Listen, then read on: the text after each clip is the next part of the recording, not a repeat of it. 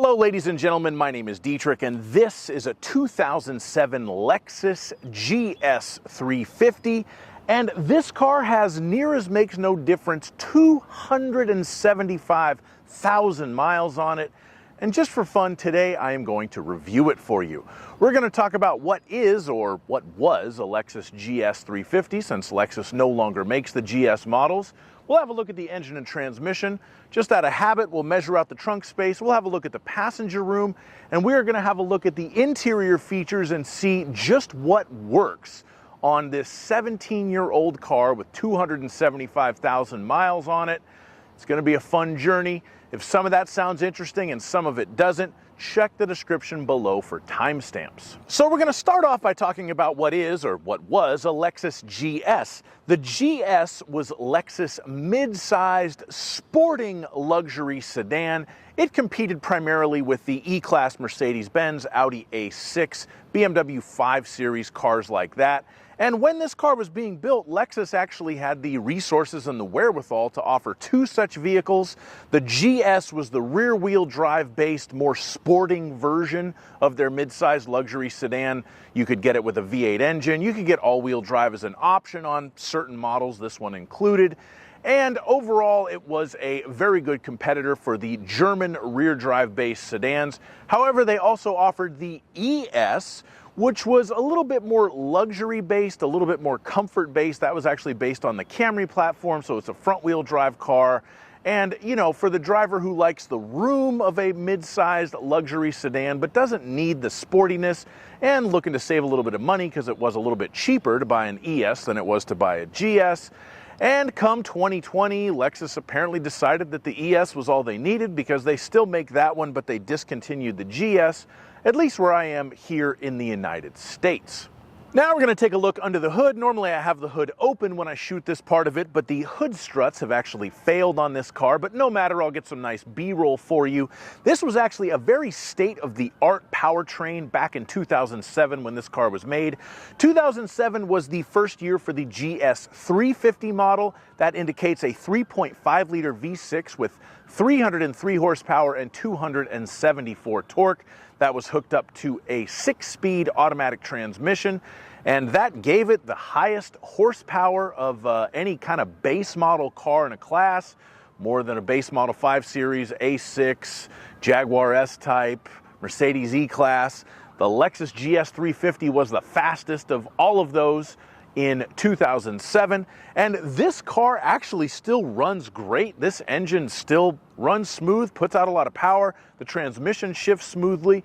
It is a very good testament to the reliability reputation that Lexus has earned so well over the years.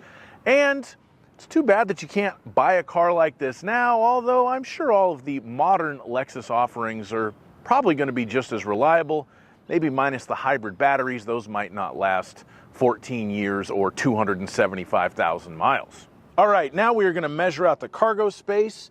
So I've got my laser tape measure, and we're going to do just that. The length of the trunk from the back of the trunk to the bottom of the back seat with the back seat up, 3 feet and 4 inches. The maximum width at the back of the trunk in what I call the golf club hole, 5 feet. You can fit lots of golf clubs in the back of a Lexus, as you should be able to. The minimum width in between the wheel wells, you lose quite a bit of width there.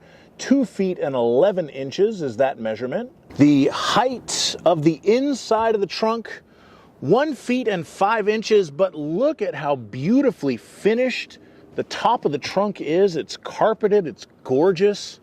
Big props to Lexus on that, nice build quality. And as far as I can tell, you can't really fold those back seats down, but you could put some skis through the ski hole there. And if you need to lift something into the back of your Lexus GS, you will need to lift it 2 feet and 6 inches off of the ground.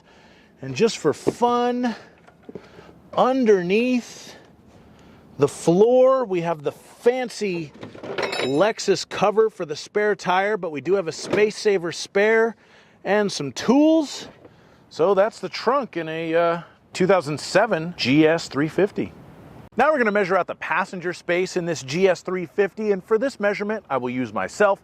I'm 6'5", so let's see if I can sit behind myself in a 2007 Lexus GS.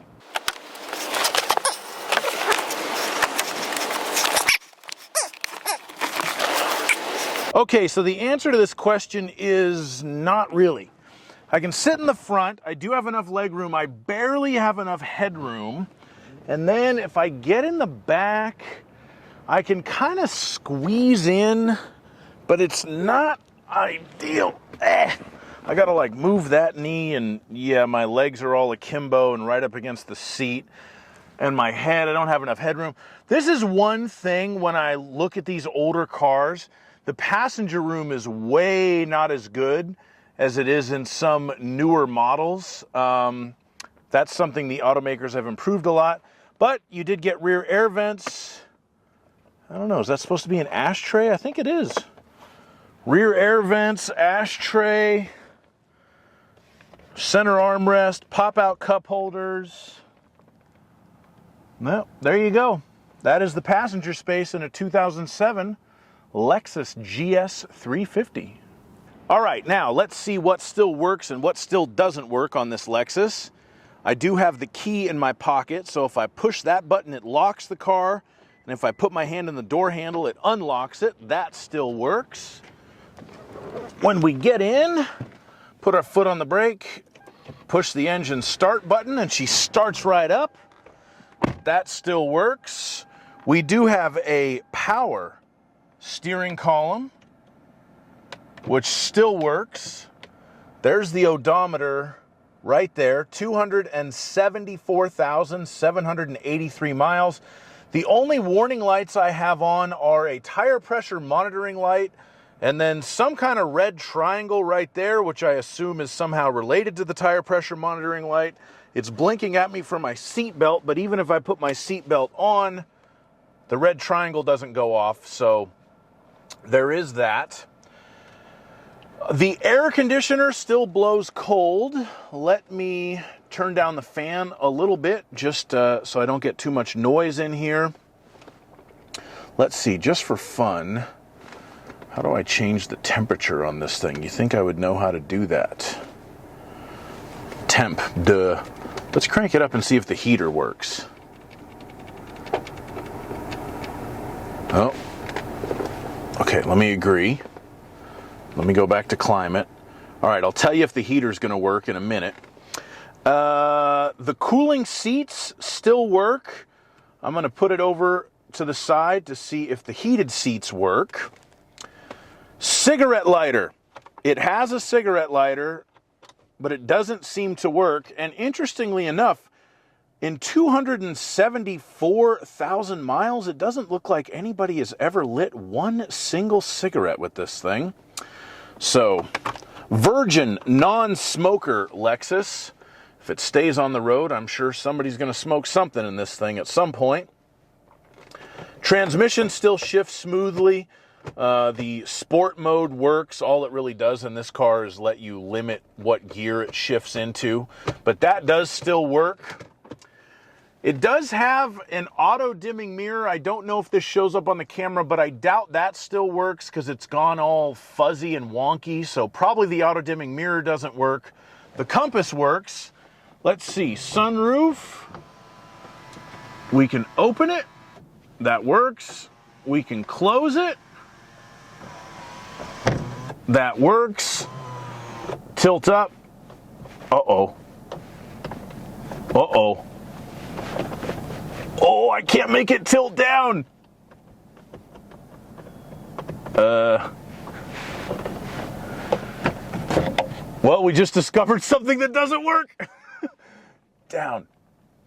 Down, down, down, down, down. What about close? Close, close, close, close, close. Open, open, open, open, open. Okay, well, the sunroof doesn't close when you tilt it up. So we got that. Whatever. It's not my car.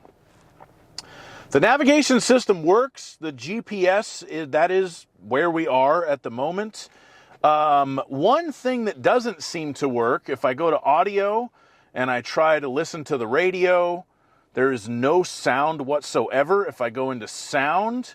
So this is kind of a weird one. You can see the treble and the bass are cranked all the way up, and it's the balance and fade is all the way to the right rear, but it won't let me change any of these settings. Like, it's registering that I'm touching that part of the touchscreen,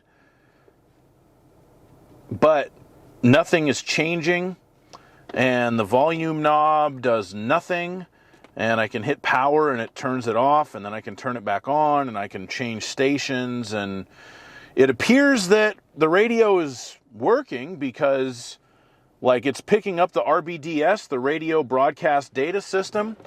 Let's see here. Let's see. Happen to have my favorite CD right here. Let's pop Mandy Moore in, see if we can get anything out of that. It is a 6-disc in-dash changer, so I'm going to have to hit load. I got the green light to load. I put that in.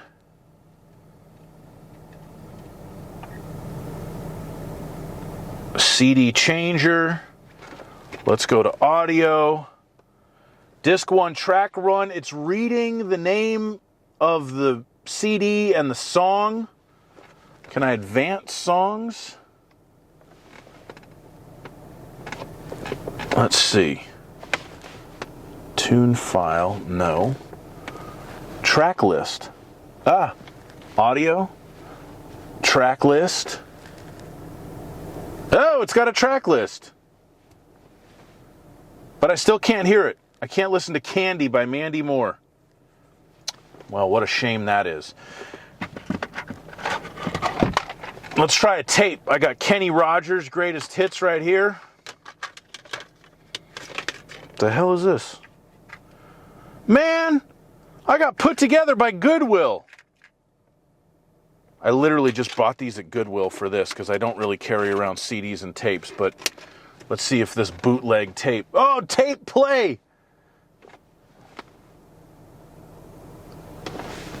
Yeah, okay, so the stereo doesn't work. Beautiful. But look, that's what it looked like if you were playing a tape in your 2007 Lexus GS. Clock, temperature gauge are correct. Let's go back to map. Okay, destination. Address. Input house number 2775. Okay. Input street name. M-E-S. This is going to be inspiring video work. Let me speed this up. Oh, Mesa Verde. That's not actually where I wanted to go. Let me go with city. Input city name. This is riveting video work. Where's the S? Okay. I got a better idea. Okay, so the long story short is the navigation appears to work, but it's very jank on how to find stuff. What if I just go POI name? Oh no, forget that. It'll never find it. POI category. Current position. Automotive. Gas station. Okay. Show list.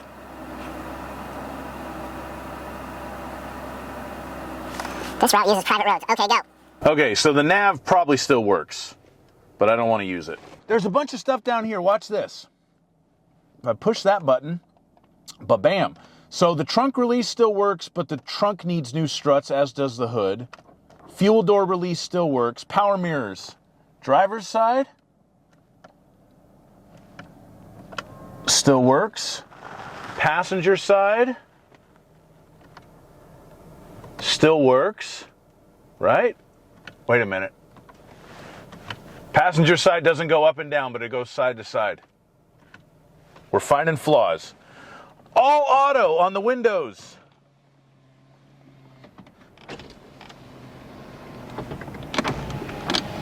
They all go all the way down and all the way up. Good. Let's see. Ooh, rear sunshade. Still works. Look at that.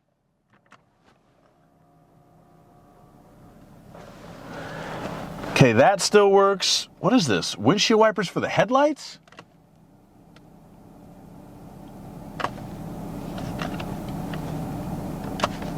We'll have to go look and see if there's wiper grease on there. I'm going to say that the headlight windshield wipers do not work, or they might be out of fluid. I don't know which. Power folding mirrors. Still work. AFS is the adaptive front headlight, so the headlights turn at night. I haven't driven it at night, so I can't say for sure if that works or not. This is the dimmer, Odo trip. That control still works. And I can reset it if I want to. All right, so most of that works. Let's see, what else can we test? Oh, memory seating. Okay, so let's set number 1. Maybe I gotta hold. Okay. Memory seating still works. Perfect. Power locks seem to work. Stereo doesn't work. Cigarette lighter doesn't work. Actually, now that I think about it, wait a minute. Ha! The heater doesn't work. I'm still getting cold air. And if I go to climate, it is set to 83, but it's still cold. So we're just going to go ahead and crank that back down, because I don't need it to be 83. And I don't think my heated seat's working either. Apparently the traction control still turns off. I'm not really going to try to do burnouts lest I break something. Yeah, the radio doesn't work. So basically the radio doesn't work. I can't move the passenger side mirror up or down. And when I say radio doesn't work, the speakers don't work. And I can't lower that. And the heater doesn't work, and the heated seat doesn't seem to work. Not bad for 274,783 miles. Thank you so much for watching my review on this Lexus GS 350. This car is still in very, very good shape, and most of it works considering the age and the miles. I do have a POV test drive video. There'll be a link to that in the description and the comments. Thanks so much for watching my video. Please give me a like and a subscribe, and have a great day. Bye-bye.